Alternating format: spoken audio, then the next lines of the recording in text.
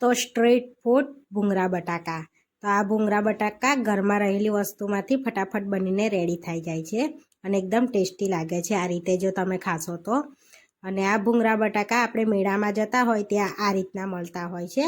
આજે હું શેર કરીશ તમારી સાથે ભૂંગળા બટાકા બનાવવાની રેસીપી. તો અહીં આગળ બટાકાને મેં બાફી લીધા છે. તો આ બટાકાને આપણે સવારે બાફી લીધા હતા, સાંજે બનાવવાના હતા તે. તો અહીં આગળ બટાકાને આપણે છોલી લીધા છે. તો હવે કટ કરી લઈશું, તો સમારી લઈશું સરસ એવા આ રીતે ઝીણા ઝીણા. તો અને આપણે તાજા બાફીને આ રીતે કટ કરીએ તો કટ ના થાય, ઓગળી જાય એમ બટાકા. તો આપણે એને સવારના બાફી દીધા હતા. તો સરસ એવા જોઈ શકો છો છૂટા છૂટા થાય છે આ રીતના. તો તમારે જે વધારે ક્વોન્ટિટીમાં બનાવવું હોય તો એ પ્રમાણના બટાકા બાફવાના. આપણે 2 બટાકા બાફ્યા છે. તો આપણે બટાકાને આ રીતના કટ કરી લીધા છે.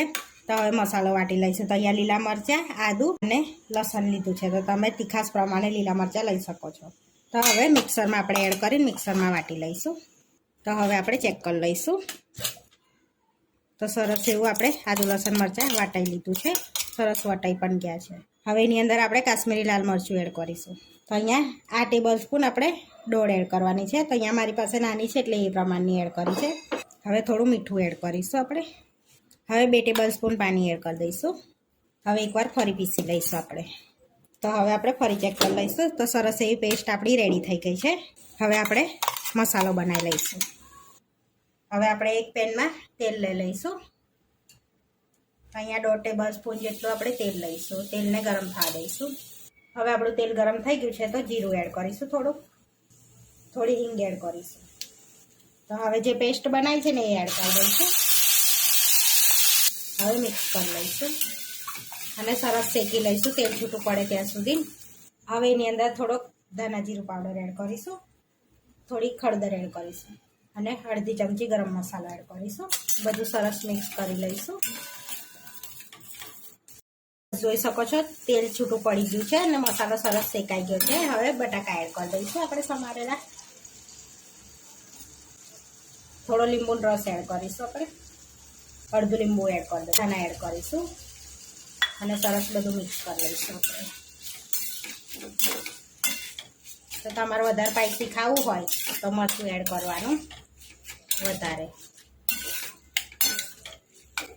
હવે આપણે આગળ મીઠું નાખેલું છે એટલે આપણે મીઠું નહીં એડ કરીએ. તમે ચાખીને એડ કરી શકો છો મીઠું. તો થોડી વાર માટે આપણે થવા દઈશું અને સરસ એટલે બટાકામાં મસાલો મિક્સ થઈ જાય.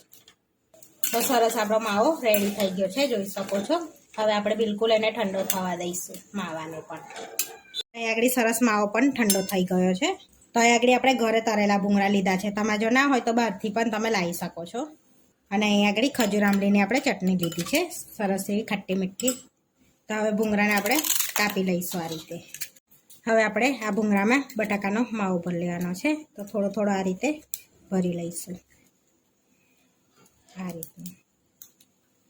હવે આ રીતે ભરીને આપણે ખજૂર આંબલીની ચટણીમાં આ રીતે ડીપ કરીશું અને સેવમાં આ રીતે.